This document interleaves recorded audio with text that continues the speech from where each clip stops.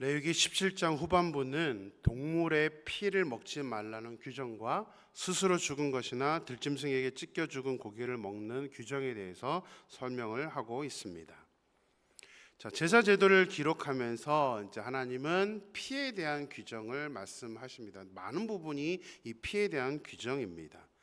근데 특별히 17장에서는 따로 짐승의 피를 먹지 말라는 규정을 정하시면서 이제 이유에 대해서 정확하게 설명을 해 주십니다. 11절 말씀 보겠습니다. 11절입니다.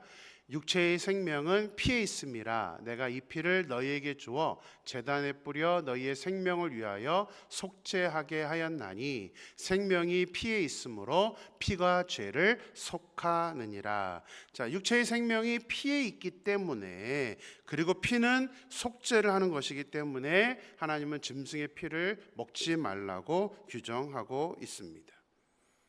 자, 레위기에서 계속해서 강조하는 것이 이 피에 대한 부분입니다. 제사제도에서는 생명을 상징하는 피에 대한 절차를 중요하게 다루고 있고, 피를 먹지 말라, 그리고 심지어는 피를 먹으면 끊어질 것이다, 다시 말하면 죽을 것이다 라고 경고를 하고 있습니다. 그렇다면 현재도 이 말씀을 지켜야 하는 걸까요? 사슴의 피를 먹는 것을 제외하면 대부분 생피를 먹는 것이 아니라 이미 굳어져 있는 피, 선지를 먹게 됩니다. 한국에서 있을 때 이제 아내와 이제 종종 청계산 등반, 또 다른 산들 이제 등반을 할 때가 있었습니다. 언제 한번 이제 청계산에 갔다가 이제 내려오는데 뜬금없이 아내가 해장국이 먹고 싶다는 것이었습니다. 제가 아내랑 결혼한 이후로 아내가 해장국을 먹는 것을 본 적이 없습니다. 아내는 선지 자체를 좋아하지 않아서, 또 해장국이라는 것도 저희가 뭐 계속 해외에서 생활을 했기 때문에 해장국을 먹어본 일이 거의 없는 걸로 제가 기억을 했습니다. 그런데 뜬금없이 해장국을 먹고 싶다고 그래서 먹을 수 있을까? 제가 의아해하면서 이제 해장국 집으로 들어갔습니다. 음식이 나왔습니다. 저야 해장국을 좋아하기 때문에 아주 맛있게 먹기 시작했습니다. 하지만 아내는 아니나 다를까 해장국을 쳐다보면서 선지를 이렇게 들썩거리면서 해장국이 이런 거야? 하면서 아예 입에 손도 대지를 못했습니다. 덕분에 저 혼자 2그릇을 맛있게 먹었던 기억이 납니다. 해장국. 저는 술도 마시지 않는데 왜 그렇게 해장국이 맛있는지 굉장히 좋아하는 음식 중에 하나인데요. 해장국만이 아니라 순대도 피로 만들었습니다. 그 맛있는 것을 먹지 않아야 된다는 것일까요? 자, 율법에는 3가지가 있습니다. 이렇게 설명을 잘 듣는 경우가 없는데 우리 제자훈련한 분들은 이것을 설명을 드렸었습니다. 총 율법이라고 우리가 말하지만 세부적으로는 3가지 카테고리가 있습니다. 첫째는 의식법이라는 것이 있습니다. 의식법은 뭐냐면 제사와 절기 등에 대한 그런 법입니다. 둘째는 재판법이 있습니다. 레위기와 신명기에 등장하는 사람들이 이런 행동을 했을 때, 이런 죄를 지었을 때 어떻게 처리를 해야 되는지 그 재판에 대한 규정이 기록이 되어 있습니다. 우리가 아는 것처럼 돌을 들어 사람을 죽일 수 있는 것도 바로 이 재판법에 해당이 됩니다. 셋째는 도덕법이 있습니다. 도덕이라는 법 이름을 좀 그렇게 지었긴 하지만, 도덕법이라는 것은 하나님과 우리가 다른 사람들에게 어떻게 행동해야 하는 것인지, 그것이 어떤 것이 하나님의 자녀다운 모습인지를 규정하는 내용들이 바로 이 도덕법입니다. 이 안에는 십계명과 여러 계명들이 포함이 되어 있습니다. 그래서 계명이라는 단어로 이제 설명을 하게 됩니다. 우리 마태복음 5장 17절에서 18절을 보겠습니다. 내가 율법이나 선지자를 폐하러 온 줄로 생각하지 말라. 폐하러 온 것이 아니요 완전하게 하려 함이라. 진실로 너희에게 이르노니 천지가 없어지기 전에는 율법의 1.1획도 결코 없어지지 아니하고 다 이루리라. 자, 예수님이 하신 말씀을 놓고 보면 율법이 폐해졌나요? 그럼 율법을 다 지켜야 되나요? 혼동이 오죠. 자, 누가복음 16장 16절을 보겠습니다. 율법과 선지자는 요한의 때까지요, 그 후부터는 하나님 나라의 복음이 전파되어 사람마다 그리로 출입하느니라. 율법, 선지자, 다시 말해 구약의 어떤 법칙들과 또 예언들은 마지막 선지자인 세례 요한까지이며, 예수님 오신 이후로는 이제 복음이 기준이 되어서 그 복음을 따라 살아야 한다라고 예수님이 말씀을 하셨습니다. 뭐 그렇다고 복음이 전혀 새로운 어떤 것이 아닙니다. 그래서 성경에 계속 표현하는 것이 있습니다. 우리 잘 인지를 해야 되는데요. 요한일서 2장 7절 말씀을 보겠습니다. 사랑하는 자들아, 내가 새 계명을 너희에게 쓰는 것이 아니라 너희가 처음부터 가진 옛 계명이니 이 옛 계명은 너희가 들은 바 말씀이거니와. 자, 예수님이 말씀하신 계명, 또 새로운 계명, 이것은 다른 게 아니라는 거예요. 예전에 이미 처음부터 가지고 있는 계명이라고 말씀하고 있습니다. 그러면 뭐죠? 이 계명? 아까 제가 이미 설명드렸습니다. 율법이라고 해서 똑같이 다 율법이 아니라 율법의 카테고리가 나눠져 있기 때문에 그 율법 가운데 우리가 도덕법이라고 분류되는 십계명과 계명이라는 이름으로 붙여지는 것들은 이미 구약 시대부터 갖고 있었던 것이기 때문에 예수님 이후에도 이 계명들은 지켜야 한다고 말씀을 하고 있습니다. 그 대신 의식법과 재판법은 예수님이 오시기 전까지 한정적으로 이스라엘 백성들만을 위해 주신 것이기 때문에 그것은 이제 지금은 우리가 지키지 않아도 된다는 것입니다. 그런데 그래도 말에서 조심해야 되는 부분이 있습니다. 분명히 예수님은 폐하려 오셨다고 하신 게 아닙니다. 이 율법들이 우리가 지키지 않아도 된다고 해서 폐해졌다라고 대답하면 안 됩니다. 폐해진 게 아니라 어떻게 됐다고 그랬어요? 완전해진 겁니다. 완전. 그러니까 구약은 한정적으로 돼 있지만 예수님이 오신 이후에는 이것이 변경이 되는데, 구약 시대는 이렇게 똑같이 지켜야 했지만 신약 시대에는 똑같이 지키는 게 아니라 그 영적인 의미를 알고 지켜야 된다. 그게 완전해진다라는 말씀입니다. 하나님이 세우신 율법은 1.1획도 없어지지 않는다고 말씀하셨잖아요. 없어지는 게 아니라 이제는 의미로 남아서 우리에게 도전하시고 우리가 이렇게 살아야 된다. 지금은 예수님 이후로는 우리가 그렇지 않지만 그것을 배워야 되고 깨달아야 된다라고 말씀을 하고 있는 것입니다. 그래서 우리가 지금은 제사를 드리지 않음에도 불구하고 우리가 레위기를 읽으면서 어떤 의미인지 살펴보고 있고, 지금 제자훈련 2단계는 이것을 더 제가 세부적으로 해서 이 제사제도, 또 이 제사제도만이 아니라 예배, 찬양, 경배까지 다 해서 우리 기독교인의 기본이 되는 그 개념들을 제가 제자훈련 2단계에서 가르치고 있는 것입니다. 분명한 것은 세 가지 카테고리 중에 의식법과 재판법은 영적인 의미로 우리가 지키는 것이지만, 세 번째인 계명은 지금도 반드시 지켜야 됩니다. 왜냐하면 예수님께서 새 계명이라고 반드시 우리가 지켜야 되는 것이라고 말씀을 하셨기 때문입니다. 유튜브에 보면 10계명은 이제 구약의 율법이기 때문에 더 이상 지키지 않아도 된다. 11조는 구약에 한정된 것이기 때문에 지키지 않아도 된다 등등 여러 가지 주장들이 나옵니다. 전부 다 성경적인 모습이 아닙니다. 하나님은 분명하게 없어지지 않고 지켜야 한다. 왜 그것을 지키라고 했는지를 우리는 반드시 이해를 해야 됩니다. 상징적인 원칙 때문에 하나님께서 그렇게 정해 놓으셨는데, 하나님이 그렇게 정해 놓으신 거 이제 예수님께서 오셔서 예수님 이후로 또 변경이 되거나 또 영적인 의미만 지키게 되는데, 예수님은 너무나 명확하게 설명을 해 주십니다. 우리 같이 한번 마태복음 23장 23절을 읽어보겠습니다. 마태복음 23장 23절입니다.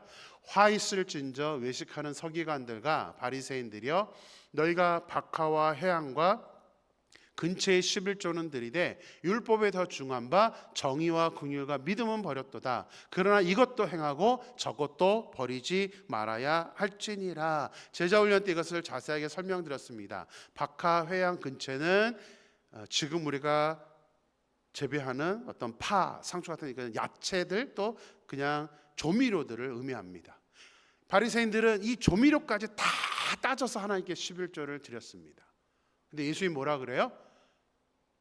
이것도 행하고 저것도 버리지 말아야 할지니라. 그렇게 세밀하게 따져서 드리는 11조도 뭐 하라는 겁니까? 행해야 되는 것이죠.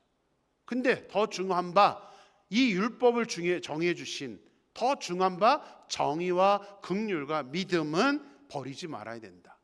하나님께서 왜 11조를 명령하셨는지, 그래서 제자 훈련을 꼭 받으셔야 됩니다.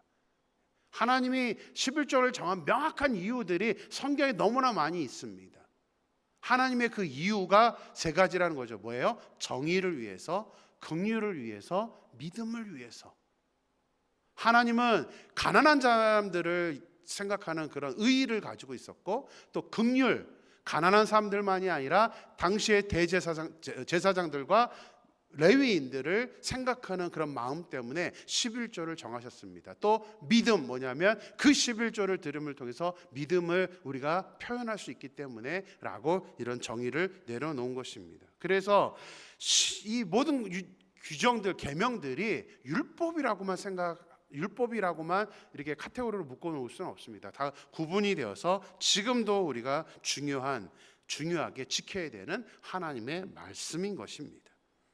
조금 전에 읽었던 마태복음 5장에서 율법에 대해 예수님이 설명하셨던 그 구절의 결론, 산상수훈에서 율법에 대한 예수님의 결론을 보겠습니다. 마태복음 5장 19절 20절입니다. 그러므로 누구든지 이 계명 중에 지극히 작은 것 하나라도 버리고 또 그같이 사람을 가르치는 자는 천국에서 지극히 작다 일컬음을 받을 것이요 누구든지 이를 행하며 가르치는 자는 천국에서 크다 일컬음을 받으리라. 내가 너희에게 이르노니 너희 의가 서기관과 바리새인보다 더 낫지 못하면 결코 천국에 들어가지 못하리라. 예수님은 문자적으로 우리가 그런 11조 또 이런 계명들, 십계명 이런 것들을 문자적으로도 지키지 마라, 그것은 아니다라고 가르치는 사람들을 하나님이 지금 경고를 하고 있습니다. 오히려 더 가르치고 그것을 지켜야 되는데, 저는 이 마지막 구절이 아주 압권이라고 생각합니다. 너희 의가 서기관과 바리새인보다 더 낫지 못하면, 너희 의라는 걸 말씀드렸죠. 다른 사람들 생각하는, 아까 말씀드렸던 이 서기관 바리새인들은 이 조미료의 11조까지 다 따서 드렸던 사람입니다. 그런데 그 의가 그렇게 지키는 서기관과 바리새인보다 더 낫지 못하면, 우리가 더 그렇게 드리지 못한다면 심각한 말씀이 뭐죠? 결코 천국에 들어가지 못하리라. 우리가 이제는 단순히 문자적으로만 지키는 것이 아니라 그 의미가 무엇인지를 알고 저 사람들보다는 더 수준이 있는 모습으로 하나님의 이런 계명들, 또 하나님께 드려야 되는 부분들을 반드시 드려야 된다라고 말씀을 하고 있습니다. 구약에 기록된 율법과 규정들은 모두 예수님이 오시기 전까지 상징적으로 한정적으로 주신 것입니다. 노아 홍수 이후에 이미 하나님은 모든 짐승을 먹을 수 있도록 허락하셨습니다. 그러나 레위기에 와서는 정한 짐승, 부정한 짐승에서 먹어야 되는 거, 먹지 말아야 되는 거 제한을 주셨습니다. 설명드렸습니다. 어떤 다른 이유가 있어서 압니다. 이것이 정말 부정해서가 아닙니다. 하나님이 원하는 것은 순종입니다. 내가 이렇게 결정을 했고 이렇게 명령했기 때문에 순종해라 라는 순종의 의미로 이렇게 구별을 하시는 것입니다. 피를 먹는 것 역시 우리에게 주신 의미 때문에 구별을 하셨던 것입니다. 피는 생명, 예수님이 속죄하신 보혈을 의미합니다. 그런 상징성 때문에 예수님이 오시기 전까지는 피를 먹지 말라는 이 규정이 정해져 있지만, 예수님께서 우리를 위해 죽으심으로 말미암아 직접 예수님이 보혈을 흘려주심으로 말미암아 이제는 이 예수님 이후에는 피를 먹느냐 못 먹느냐가 중요한 게 아닙니다. 이제는 상징적인 우리 의미를 생각해서 피라는 것이 생명이구나, 내가 죽어야 되는 것이구나 라고 우리가 인식을 하는 것입니다. 이제는 우리가 더 중요하게 생각해야 될 것은 바리새인과 서기관들처럼 철저하게 문자적으로 지키는 그 수준을 우리는 넘어서서 그 의미를, 영적인 의미를 온전히 알고 나에게 적용해서 좀 더 수준 있는 모습으로 이 하나님의 말씀에 순종해 나가는 것, 그것이 하나님이 원하시는 모습이라는 사실입니다. 큐티책의 오늘의 찬양으로 선택한 찬양은 마커스의 나의 삶의 결이라는 찬양입니다. 우리 주일에도 몇 번 불렀던 적이 있는데요. 후렴을 보면 주와 함께한 고백 내 삶에 채우소서, 나를 향하신 주님의 마음을 담아주소서, 주의 품으신 게 온전히 이루소서, 나의 삶이 주의 길을 담게 하소서. 간절히 소망합니다. 오늘의 이 말씀들을 통해서 우리가 좀 더 수준이 있는 모습으로 하나님의 말씀에 순종해 나갈 수 있는, 아깝다, 손해된다 이런 의식이 아니라 하나님께 마음껏 내가 드리면서 온전한 모습, 온전한 하나님의 자녀로 나아갈 수 있는 저와 여러분이 되기를, 우리의 삶의 결이 하나님의 길을 닮아갈 수 있는 저와 여러분의 삶이 되기를 주님의 이름으로 축원합니다. 자, 동물의 피를 먹지 말라는 규정에 이어서 스스로 죽은 것이나 들짐승에게 찢겨 죽은 것을 먹는 사람은 이제 옷을 빨고 물로 몸을 씻어야 하며 저녁까지 부정하다고 말씀하고 있습니다. 자, 규정에서 말하는 것은 집에서 키워서 먹기 위해 잡은 짐승에는 해당되지 않습니다. 우리가 고기를 먹을 때 당연히 죽은 고기를 먹지 살아있는 고기를 먹지 않습니다. 뭐 육회가 있긴 있지만, 그죠? 하지만 대부분 우리가 이미 죽은 고기를 또 그냥 먹지 않고 구워서 삶아서 요리를 해서 먹게 됩니다. 근데 오늘 규정은 그런 고기에 해당되는 게 아니라 스스로 죽은 것, 다시 말하면 뭐 자연사한 것이나, 또 짐승이나 고대 사회에서는 다른 야생동물에게 공격을 당하거나 뭐 이런 경우가 많기 때문에 그렇게 죽은 짐승인 경우에는 부정하다라고 말씀을 하고 있는 것입니다. 특별히 이런 짐승들은 하나님께 드리기 위해 구별된 짐승도 아니기 때문에 먹을 수는 있습니다. 그런데 부정하다고 하는 이유는 그것을 먹었을 때는 이제 하루 동안 의식을 하라는 거죠. 왜냐하면 이것도 영적인 의미가 있기 때문입니다. 레위기에서 반복해서 지금 이 죽은 고기에 대한 영적인 의미를 우리가 그동안 봐왔습니다. 하나님은 죽은 시체를 만지는 것을 너무나 싫어하셨죠. 그것은 우리의 영적인 무감각과 영적인 그런 죄를 의미하기 때문입니다.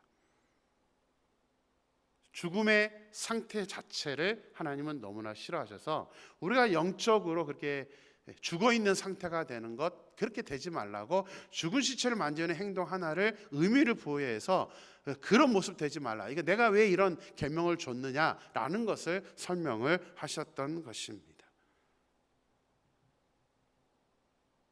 그래서 죽은 시체를 만지는 것을 하나님이 싫어하셨기 때문에 먹을 수는 있지만 이게 부정해진다라는 것은 인식하라는 의미로 이런 규정을 말씀해 주셨던 것입니다. 물론 말씀드렸지만 식용으로 잡아서 죽어있는 고기를 먹은 것들은 상관이 없습니다. 자연사하거나 또 찢겨서 죽은 것들은 이미 죽어있는 상태이기 때문에, 목적이 다르기 때문에 전혀 다른 모습으로 이렇게 규정을 정하신 것입니다. 자, 우리 이 말씀을 통해서 이제 우리에게 적용할 수 있어야 되죠. 이 규정은 이스라엘 백성들이 생활하는 가운데 이렇게 할 수 있는 것에 대한 제한을 두는 규정이긴 하지만, 누누이 말씀드리지만 영적인 의미로 하나님께서 부여하신 규정들이다 보니까 우리도 지금도 우리가 이것을 생각해서 죽어 있는 상태가 하나님께는 기쁨이 되지 않는 거구나, 영적으로가 침체되는 것이 바람직한 모습은 아니구나. 그래서 신약 성경에 아주 많이 반복해서 나오는 것이 깨어 있으라라는 단어입니다. 깨어 있으라. 정말 우리가 죽은 상태, 침체되지 않도록, 우리가 그런 영향을 받지 않도록 정말 깨어 있는 저와 여러분이 되기를 주님의 이름으로 간절히 축원합니다. 기도하겠습니다. 하나님 감사합니다. 오늘도 새날을 주시고 말씀으로 하루를 시작할 수 있게 하시며 감사합니다. 아버지 하나님, 오늘 또 말씀을 묵상하면서 하나님 또 여러 가지 생각을 하게 됩니다. 하나님은 이 피에 대해서 특별히 규정을 하고 있습니다. 피는 생명이기 때문에 먹지 말라. 그러나 우리가 오늘 말씀을 살펴본 것처럼 율법에는 의식법과 그다음에 재판법, 도덕법, 계명으로 나눠져 있었고 하나님은 이 율법들을 1.1획도 없애지 않겠다라고 분명하게 선포하셨고 무엇보다도 예수님이 이 땅에 오신 것은 이 율법을 폐하는 것이 아니라 완전하게 하기 위해서 오셨다라고 말씀하고 있습니다. 이런 말씀들을 통틀어서 구약의 재판법과 의식법은 한정적으로 이스라엘 백성들에게 구약시대에 예수님 오시기 전까지 주셨던 그러한 법들이기 때문에 우리가 지금 단순히 안 지킨다는 것이 아니라 그 영적인 의미만을 우리가 이제 생각해서 이렇게 말씀을 배우고 하나님이 왜 그러셨는지를 우리가 깨달을 수 있어야 된다고 우리가 하나님 말씀을 통해 같이 살펴보았습니다. 그러나 계명, 하나님께서 말씀하시는 계명은 이미 우리 구약 시대부터 받았다 알고 있는 것이고, 근데 하나님은 새 계명을 준다고 하면서 예수님 이후에는 새 계명대로 우리가 살아야 된다라고 말씀하고 있습니다. 예수님 말씀하시는 새 계명은 구약 시대에 주어졌던 그런 계명들, 10계명이나 11조와 여러 가지 계명들을 문자적으로만 지키는 그 수준이 아니라 더 성숙되고 더 성장된 모습으로 그렇게 지켜야 된다는 것을 우리가 본문의 말씀은 그런 의미라는 것을 깨닫게 되었습니다. 하나님 소망합니다. 저희들이 구약 시대와는 이제 다른 예수님 이후의 시대로 우리가 살아가고 있기 때문에 하나님 구약의 성도들보다는 좀 더 성숙한 모습으로 하나님의 계명들을 바로 이해하고 그 계명들을 온전하게 지켜나갈 수 있는 저희들이 될 수 있도록 인도하여 주시옵소서. 하나님께서 온전히 저희들 그렇게 성숙한 사람으로 이끌어 주실 줄 믿고 예수님의 이름으로 기도드렸습니다. 아멘.